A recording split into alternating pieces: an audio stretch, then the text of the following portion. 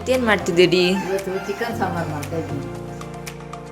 ಹಸಿಮೆಣಸು, tomato, ಶುಂಠಿ ಬೆಳ್ಳುಳ್ಳಿ ಜಜ್ಜಿಟ್ಕೊಂಡಿದ್ದೀನಿ. ಆಮೇಲೆ ಲಾಸ್ಟಿಗೆ ಕೊತ್ತಂಬರಿ ಸೊಪ್ಪು ಹಾಕಬೇಕು.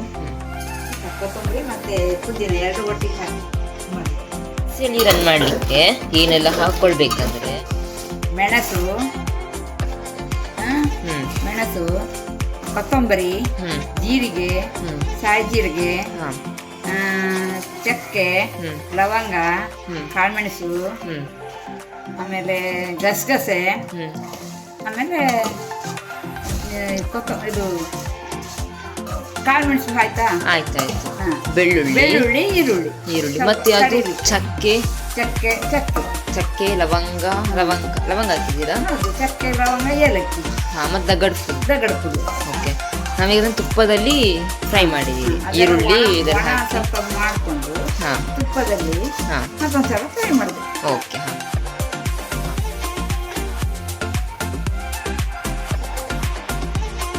ಹಾಕಿದ್ದೇನೆ. ಸ್ವಲ್ಪ ಎಣ್ಣೆ ಕೂಡ ಹಾಕಬೇಕು.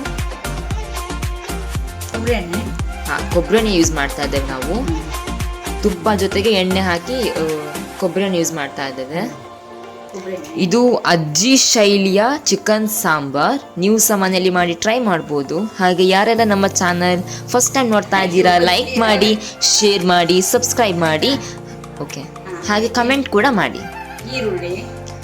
ಇವಾಗ ಈರುಳ್ಳಿಯನ್ನು ನಾವು ಫ್ರೈ ಮಾಡ್ಕೊತಾ ಇದ್ದೇವೆ.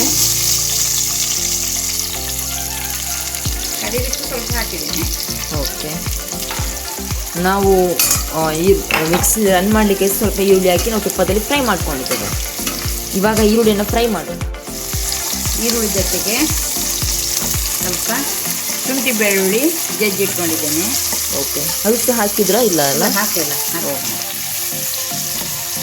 ಈರುಳ್ಳಿ ಜೊತೆಗೆ ಶುಂಠಿ ಬೆಳ್ಳುಳ್ಳಿ ನಾವು ಮನೆಯಲ್ಲೇ ಮಾಡಿದಂಥ ಪೇಸ್ಟ್, ಅಂಗಡಿಗಿಂತ ಮನೇಲಿ ಮಾಡಿದ್ರೆ ತುಂಬ ಟೇಸ್ಟ್ ಬರ್ತದೆ ಅಂತ. ಸೊ ನೋಡಿ, ನಾವು ಫ್ರೆಶ್ ಆಗಿ ಮಾಡಿರುವಂಥದ್ದು. ಆಮೇಲೆ ಕಾಳುಮೆಣಸು. ಇವಾಗ ನಾವು ಇದಕ್ಕೆ ಕಾಳುಮೆಣಸು, ಹಸಿಮೆಣಸು ಹಾಕ್ತಾ ಇದ್ದೇವೆ. ನಿಮಗೆ ಖಾರಕ್ಕೆ ತಕ್ಕಂತೆ ನೀವು ಹಾಕ್ಕೊಳ್ಬೋದು. ನಾವಿಲ್ಲಿ 2 ಹಸಿಮೆಣಸನ್ನು ಕಟ್ ಮಾಡ್ಕೊಂಡಿದ್ದೇವೆ. ಆ್ಯಂಡ್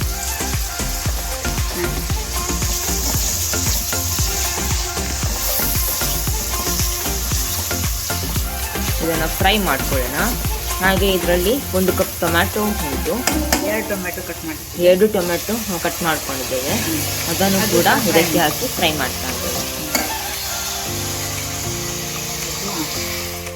ಕಡಿಲಿಕ್ಕೆ ಮಿಕ್ಸಿ ರನ್ ಮಾಡಲಿಕ್ಕೆ ನಾವು ಕ್ಯಾಶ್ಯೂ ನಟ್ ಯೂಸ್ ಮಾಡ್ತಾ ಇದ್ದೇವೆ. ಒಂದು 3-4 ಕ್ಯಾಶ್ಯೂ ನಟ್ ಹಾಕ್ತಿದ್ದೆ, ಟೇಸ್ಟ್ ಇನ್ನೂ ಜಾಸ್ತಿ ಬರ್ತದೆ ಅಂತ. ಅದನ್ನು ಫ್ರೈ ಮಾಡ್ಕೊಳ್ಳೋಣ. ಇದಕ್ಕೆ ನಾವು ಚಿಕನ್ ಹಾಕ್ತಾ ಇದ್ದೇವೆ. ಇದಕ್ಕೆ ನಾವೀಗ ಚಿಕನ್ ಹಾಕೊಳ್ಳೋಣ. ಫ್ರೈ ಆಗಿದೆ ಈಗ ಆಲ್ರೆಡಿ, ನೋಡ್ಬೋದು ನೀವು. ಓಕೆ, ಹಳದಿ ಹುಡಿ ಹಾಕಿದ್ದೇನೆ. ನಾವೀಗ 1 kg ಚಿಕನನ್ನು ವಾಶ್ ಮಾಡಿ ಹಳದಿ ಹುಡಿ ಹಾಕಿ ನಾವು ಇದಕ್ಕೆ ಹಾಕ್ತಾ ಇದ್ದೇವೆ. ಒಂಚೂರು ಉಪ್ಪು, ಹಳದಿ ಹುಡಿ ಹಾಕಿಟ್ಟಿದ್ದೇನೆ. ಉಪ್ಪು ಮತ್ತು ಹಳದಿ ಹುಡಿ ಹಾಕಿಟ್ಟಿದ್ದಾರೆ.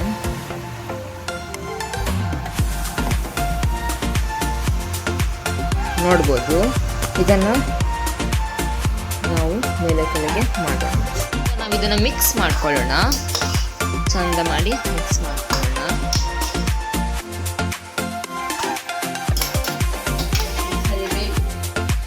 ಸರಿಯಾಗಿ ನಾವಿದನ್ನು ಬೇಯಿಸ್ಕೊಳ್ಬೇಕು.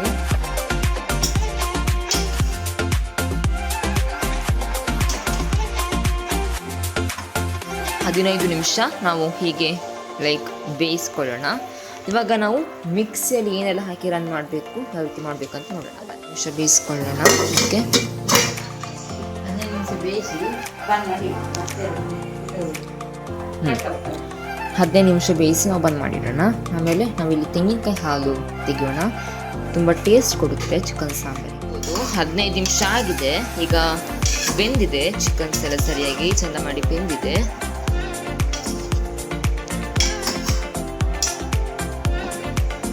ತೆಂಗಿನಕಾಯಿಯನ್ನು ತುರಿದು ಅದರ ಹಾಲು ತೆಗೆಯೋಣ ನಾವು. ಓಕೆ, ಮಿಕ್ಸಿ ಜಾರಿಗೆ ತೆಂಗಿನ ತುರಿಯನ್ನು ಹುರಿದು ಹಾಕ್ಕೊಂಡಿದ್ದೇನೆ. ಸ್ವಲ್ಪ ನೀರು ಹಾಕಬೇಕು. ಅದು ಮತ್ತೆ ರನ್ ಮಾಡಿ ಅದು ಹಾಲು ತೆಗಿಬೇಕು. ನೋಡಿ ರನ್ ಮಾಡ್ಕೊತಾ ಇದ್ದೇವೆ. ನಿಮಗೆ ಎಷ್ಟು ನೀರು ಬೇಕು ಅಷ್ಟು ನೀರು ಹಾಕೊಂತ ರನ್ ಮಾಡ್ಕೊಳ್ಬೇಕು. ಅದೊಂದ್ಸಲ ರನ್ ಮಿಕ್ಸಿ ಜಾರ್ಗೆ ತೆಂಗಿನ ತುರಿ ಹಾಕಿ ನೀರು ಹಾಕಿ ರನ್ ಮಾಡಿ ಅದ್ರ ಹಾಲು ತಗೊಳ್ಬೇಕು. ಆಯ್ತಾ? ಆಮೇಲೆ ಮತ್ತೆ ನೀರು ಹಾಕಿ ಉದ್ದು ಹಾಕಬೇಕು. ಗಟ್ಟಿ ಹಾಲು ತೆಗೆದ್ಮೇಲೆ ಮತ್ತೆ ಸ್ವಲ್ಪ ನೀರು ಹಾಕಿ ಹಾಲು ತಗೊಳ್ಬೇಕು.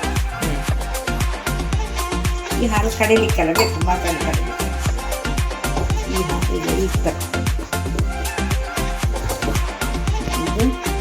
ಇದು ಬಾಲೆ, ಇದು ಕಾಯಲ್ಲೆಲ್ಲ ಹಿಂಡ್ಲಿಕ್ಕೆ ಆಗ್ತದೆ ಅಂತ ಮಾಡ್ಕೊಂಡು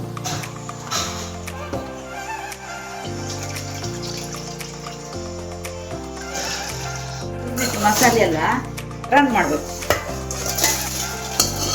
ಈಗ ಇದು ತಣ್ಣಗಾಗದೆ ಇದು ರನ್ ಮಾಡಬೇಕು.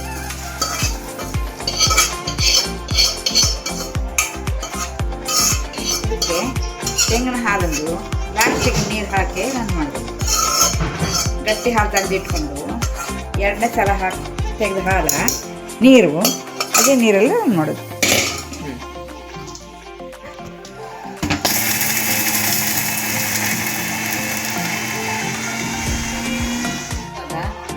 ಇದಕ್ಕೆ ನೀರು ಹಾಕಲಿಕ್ಕಿಲ್ಲ. ಈ ತೆಂಗಿನ ಹಾಲಂದು ಲಾಸ್ಟಿಗೆ ಹಾಲು ಹಾಕಿ ರನ್ ಮಾಡೋದು. ಸ್ವಲ್ಪ ಸ್ವಲ್ಪ ಹಾಕಿ ರನ್ ಮಾಡಬೇಕು.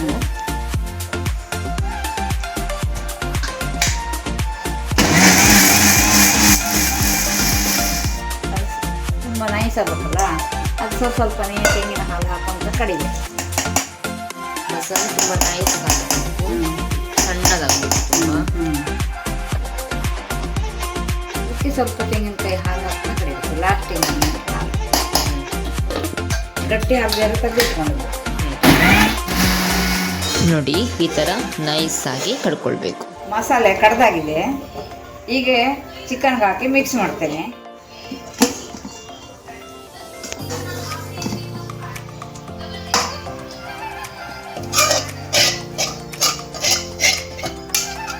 ಊರಿದ ದೊಡ್ಡ ಇಡ್ತೇನೆ.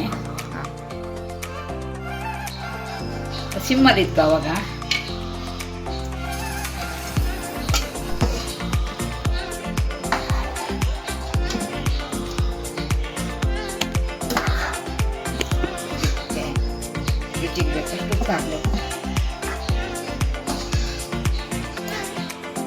ಕಸ್ತೂರಿ ಮೇಥಿ ಹಾಕ್ತಾ ಇದ್ದೇನೆ. ಇಲ್ಲ ಅಂದ್ರೆ ಪರವಾಗಿಲ್ಲ, ಮಾಡ್ಬೋದು, ಸ್ಕಿಪ್ ಮಾಡ್ಬೋದು. ಓಕೆ, ಮತ್ತೆ ರುಚಿ ಕೊತ್ತಂಬರಿ ಸೊಪ್ಪು.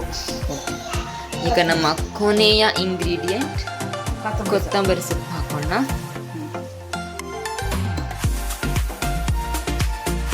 ಸೊ ಬನ್ನಿ, ಪುದೀನ ಎರಡು ಒಟ್ಟು ಮಾಡಿ ಕಟ್ ಮಾಡೋದು.